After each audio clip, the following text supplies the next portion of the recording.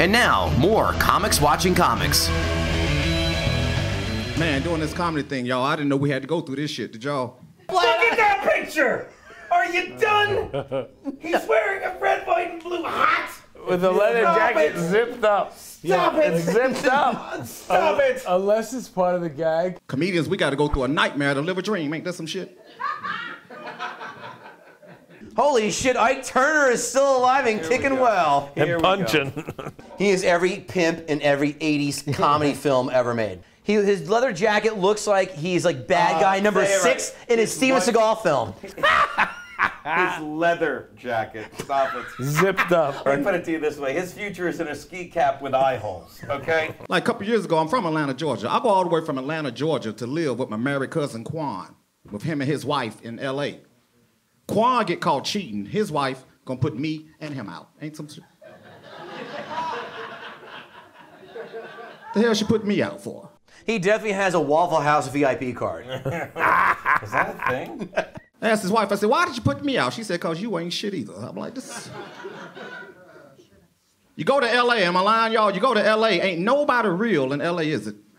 You don't know who's who. Everybody in L.A. is an inspiring something.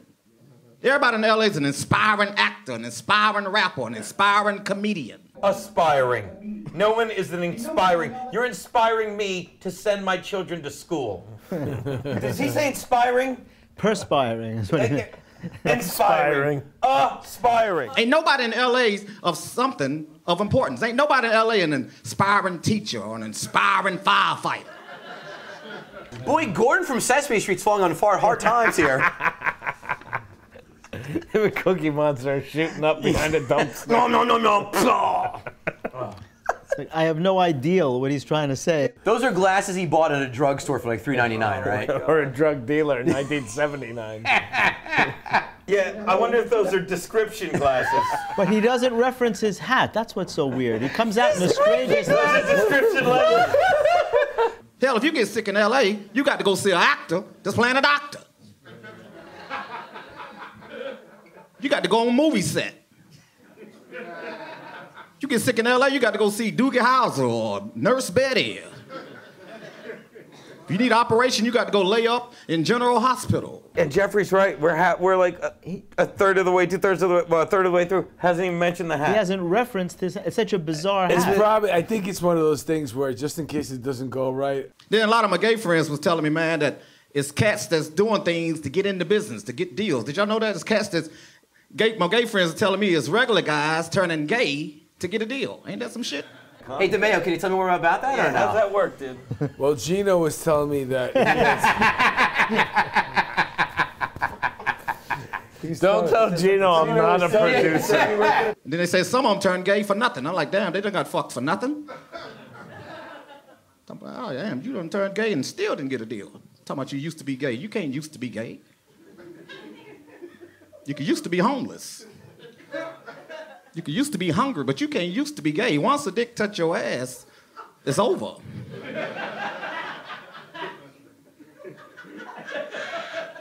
Am I lying, fellas? You can't take a dick to the ass touch back.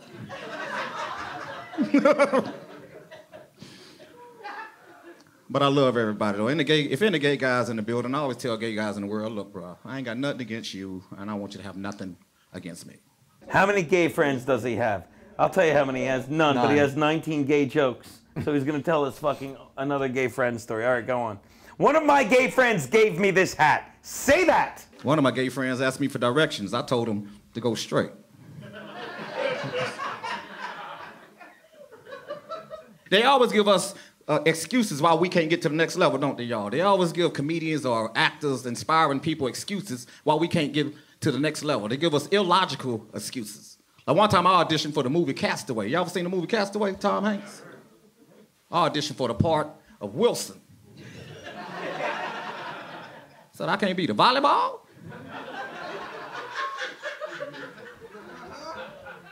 How hard is it to float in the water? Y'all seen the movie Mandela? Y'all seen Mandela? They had Idris Elba playing Mandela. I like, he don't look like Mandela. Who the casting director? Helen Keller? in the If flop. he, with How 10 about that? seconds left, pulls a great hat joke out, we may change our tune. But he did But not. it's not happening. It didn't. I mean, it didn't Jeffrey happen. Gurian, what did you think? It was a very aspiring. You know what? set. I was. It was a very perspiring set. Is that what you said? Yeah. Most black guys come to the stage with style. They bring swagger to the set. They come on with, I don't know, something. He didn't have it, and I. The members only jacket threw you off. I Is that thought he why? was using the hat as a prop. That he was going to do something about it, but never. It's so outstanding and so outrageous that I thought he would at least reference it, and nothing, not a word. And it was distracting to me. If you don't Yes. mention it, I keep staring at it, waiting for something to happen, and I'm not really listening to what he's saying. And so I wasn't impressed. I wasn't impressed. Gino, you seem With his underwhelmed. his disregard for the English language impressed me. You know what that hat is? Remember in the 80s when people would wear Three Stooges ties on stage? Right. That's the same thing. It's like, I'm funny, I'm wearing a funny hat. Yeah, exactly. I'm funny, I'm wearing a funny tie. Exactly. Doesn't Calling matter what- attention. Yeah, how funny is my hat? Says the man in a scarf right now on the couch. Yes, There's exactly. nothing funny about that scarf. Stage, I would- talking about being fat. If I were this on stage, I would reference it. Yeah. for Of course sure. you would, because you're Absolutely. a pro. Absolutely, reference it. Mark DeBeo. I think he's got a bright future, but not in comedy. Bail Bondsman. I think he can do a lot of other things. Sell drugs, bitches. Teach English.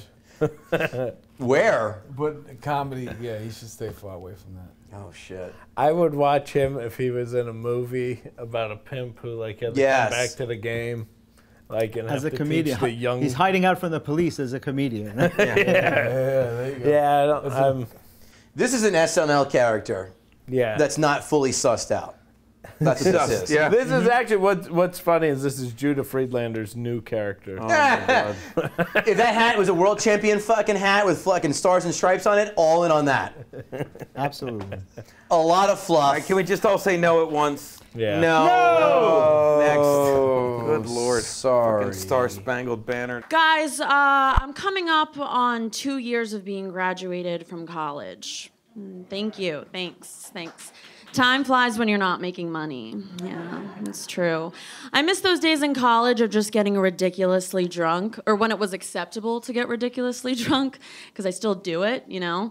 But there's always that group of girls that you see, and this whole group, and you look at them, and you're like, they're getting wasted tonight, right? But then there's always one girl in the group who gets much more wasted than the rest, right? And the girls, their friends got to be like, Stacey, I think it's time you stop. Like, maybe don't have another drink. Like, no more, Stacey. Like, done, okay? And Stacey's like, guys. Honestly, guys, seriously, come here, I have a secret. Guys, shh. I'm not drunk. Which is every guy's like, oh, my dick is now erect. That's great. She's not drunk. You heard her. We're fine. I'm just gonna take her friend and we'll be fine. We'll be fine. Stacey's my favorite. I'm married to Stacey. It's a really good act out. Yeah. A really good act out. So far, so good. Honestly, guys, you could call the cab, and I'll drive the cab. All right? That's how not drunk I am. And they're like, oh no, come on, girls, we gotta get her home. We gotta get her safe and in her bed. Put it together, girls, for Stacey. You ready, girl? She's like, just give me a second. I'm just peeing right here. Not drunk. She's good. That was me. I was Stacey. But I'm trying to trying to get a hold of adulting, but there's one thing I can't seem to do, and that's make doctor's appointments. My mom will be making my doctor's appointments until she's on her deathbed. Yeah, she'll just be laying there. I'll be like, Mom, I know you already said your last words, but just a few more. I need you to call the dentist. Moms will do anything, you know? She'll be like, yeah, sure, no problem. But with my luck, then you'll just hear beep. And I'm like, shit. But I know for a fact that my mom will come through and she'll be calling the doctor's office and she'll be like, hello from the other side. And chances are the doctor hasn't picked up the phone. So she'll be like, I must have called 1,000 times. Then she'll get in touch with me and she'll be like, all right, I got it for you tomorrow at 9:30. And I'm like, really? You couldn't get me something later so I could sleep in, you bitch? Never gonna learn. But I am getting my life together. I have a job. Yeah, white people. Oh, sorry. I'm a babysitter. I'm doing the same thing I did when I was 15. Yeah, but you know, one night I was getting this kid to bed, right? And he looks up at me and he says, Caitlin, have you seen my private parts? And I was like, all right, I got to be honest. So I was like, yes, I have. And he goes, well, you know, it's only fair if I see yours. I like this kid. Genius. Yeah, I like this fucking kid. He's a go-getter. He is a hustler. He'll be burying a tourist in Aruba in about 15 years. There you go. Now, if I tell that story to a woman, she's like, oh my God, did you call his mother right away? Because, I mean, there's something wrong with this kid. I mean, maybe there should be like a password on the TV, on the iPad, on the remote control and everything, because I'm kind of worried about this kid. I mean, maybe you should be giving him the mother's number because I kind of want to have a conversation with her. I'm really worried about it. Maybe I want to talk to her right now. Right? And if you say this to a guy, he's like, my man, yeah!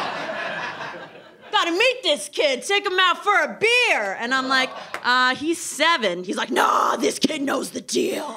She's talking about like super honest shit. Like I think we haven't stopped a lot during this. It's because we're all going. We're enjoying it. We're 3:17 in, we haven't cracked maybe the 5 we're enjoying words. it. She's doing jokes. It's real. You believe It's everything honest. she's saying. You know, people want to know, what did I say to him? You know, so I sat him down and I said, Josh, life isn't that fair, okay? If life was that fair, my ratio of giving head to receiving lady head, as I like to call it, would be a lot more even. Am I right, ladies? Am I right? But giving head doesn't make you a slut, right? Like, yeah, guys are like, no, you get down, show me how you're a lady, right?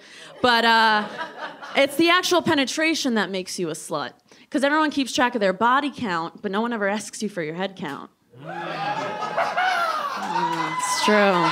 It's true. Thank you. Thanks. Leave you guys on this. I recently went to a medium. Has anyone ever been to a medium? Amazing experience. Amazing. Highly recommended if you've lost somebody. If you haven't lost anyone, I don't know who you want to go and talk to. But, you know, it kind of got me thinking about death. You think about death, sir, with the gray hair? You think about death sometimes? Once in a while, it just creeps up on you, right? You can't help it.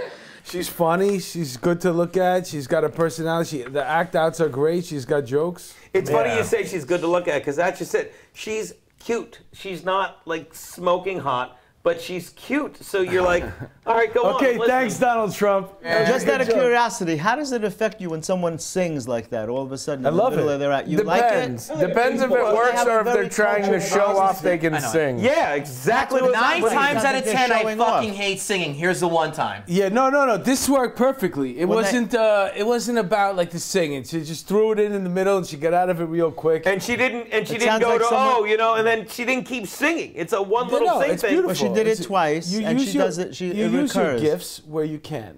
You know what I'm saying? Except when someone has such a cultured voice, she's obviously a singer.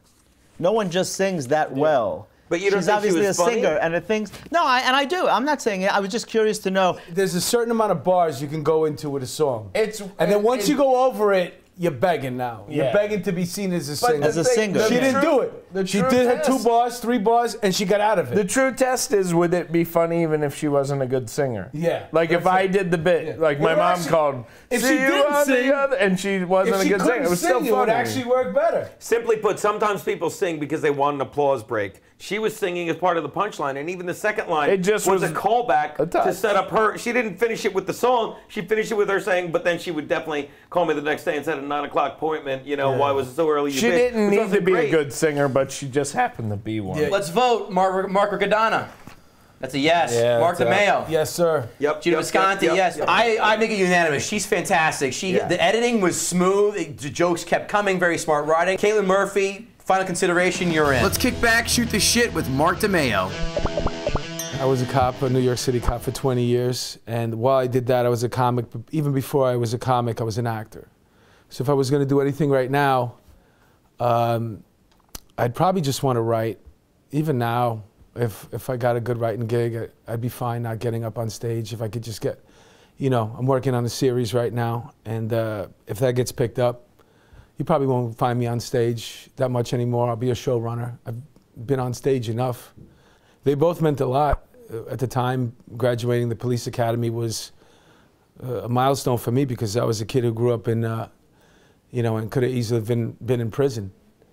So for me to actually get a good job and be able to, you know, start a life away from, you know, the streets and doing really well, you know, have a good possibility at a career, that was great. And, you know, the first time I got a paid gig, that was phenomenal too, that I could actually do this, that I did a TV spot doing comedy. I couldn't believe it. But there were all these little, you know, these thresholds you reach as you go on in comedy.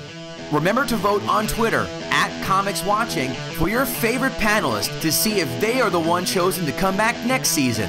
Thank you for watching Comics Watching Comics. See you next week.